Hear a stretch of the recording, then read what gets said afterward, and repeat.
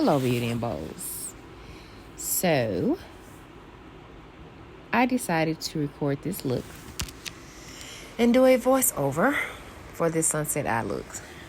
So, I've already moisturized. I'm adding my Il Makiage primer that's supposed to be good to close pores. I'm on my second bottle.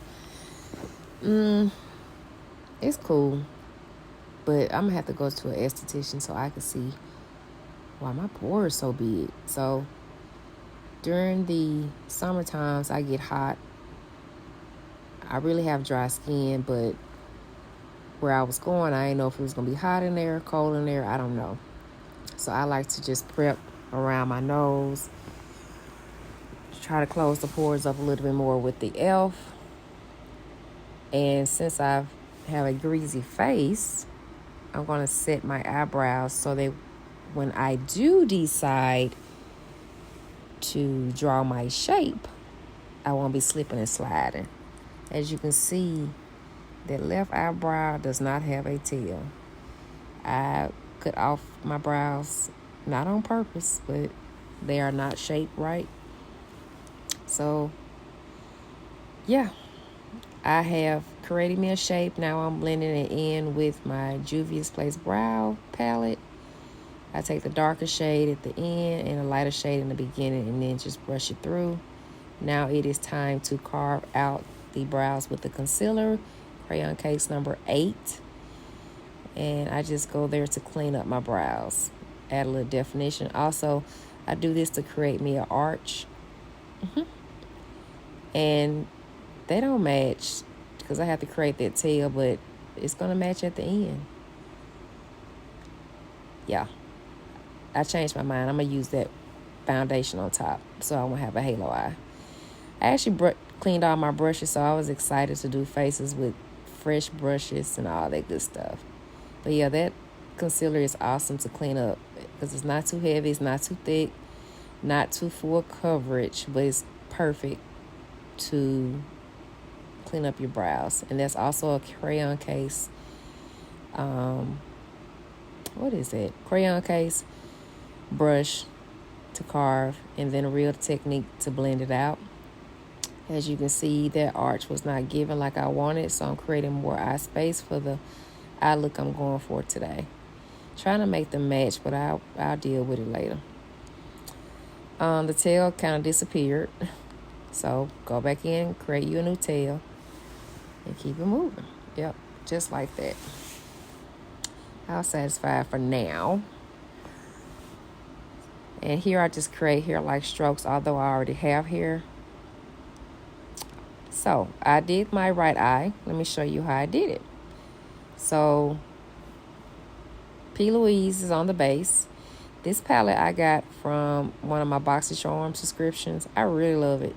It doesn't have a lot of blowout, or, it doesn't blow off.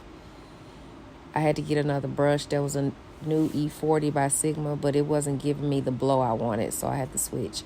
Now I want to define my crease, so I take a more denser eye brush to define my crease. And what I was doing here, trying to bring it up a little bit more, so when I do cut my crease, you still can see those colors. I'm going between brushes and blending and adding more color. Now it's time to cut the crease, P. Louise, and creating me a new lid because as you can see, I have hooded eyes and I want you all to see, so I grabbed me a little mirror. I created a new crease. So you just blend it out, and then I'm about to start packing on these colors. I started out with the yellow first, and I got that brush from Makeup by Yolando. Taking a lighter orange just to pack, and then I'm flipping it back to the yellow side, then back to the orange side, and blending, trying to put those together. And I'm blending in between until I get the payoff that I want. So I'm taking a darker orange so it can have that ombre sunset effect. Now I'm just taking a darker brown to blend out my outer V. Taking my big fluffy brush and blending all those colors together. Now that that's done, off camera, I put on me some lashes because, baby, I be struggling. And off camera, I also did my under eye with a blue eyeshadow from Juvia's Place, which is kind of an older shadow palette. And I also took a wing liner. These right here, Temu, baby. Wish I would pay $40 for a pair of lashes. Okay. On to face. So this is MAC. This is their new foundation. It's a Radiance foundation. I bought NC47, which I liked it, but it was kind of dark. So now I'm in NC44 for the winter. This is my new Sigma Kabuki brush. I bought 3 of these, right? 2 for my kid, 1 for me. And when I say this gives you that airbrush like finish, and I'm just pressing the foundation into my skin. Normally I just need 2 pumps, but 1 more. But that stuff high, so I be trying to save my stuff. But it is a very good foundation. I'm really about to put this in my kit. According to MAC, it is good for oily and dry skin, girls. I don't know how. But what I'm doing here, it seems light. I'm trying to match my chest since my chest was going to be out today. And remember, I didn't do that concealer on top, so I'm doing it with my foundation so you won't have that halo. And I'm also just cleaning up that wing. Because, baby, the wings don't be matching, but it is what it is, child. They match on my clients. Shady boots. But anyway, right here I'm just pressing in. I'm getting the ears, because if you're going to have your hair up, put a little bit on your ears, just a little bit, so it can seem like you don't have a mask on. I really like this brush. I really like this brush. It's going to be my new foundation brush, even though I have so many here. So this is Too Faced in Warm Sand. I'm about to bring highlights and conceal. Go up to give you like that quick facelift. Clean up that wing right here in the middle for your highlight. Getting the nose ready so I can contour a little bit. And I had already color corrected. I thought I recorded that, but I guess I didn't. And I color corrected around where I have hyperpigmentation, where I'm dark under my eyes. This is the Anastasia Cream Bronzer. Came in one of my BoxyCharm boxes. I chose it. I am not a brand ambassador for them. I'm just telling you, if you want to try stuff out, get a subscription. So this is my first time using it. And you're going to see. What I'm doing is going to put a little bit on my skin to kind of warm it up. Because it is a cream. It's kind of dark. But so I'm going to go light-handed with this, okay? And this MAC brush, I don't know the number, I forgot. But off the chain. Just on here to apply. And I'm going to put it around into my temples of my hair. Now, you're going to see a line with the foundation. After this, I did go back and take my foundation brush and blended everything. But this right here is my holy grail. It's not good for oily women. It is good for dry girls. So I do these in between my settings. So you're going to see a lot of setting spray. So I just washed my brushes, so I'm just making sure they was dry. So I go upward to contour, which contour is for shadowing.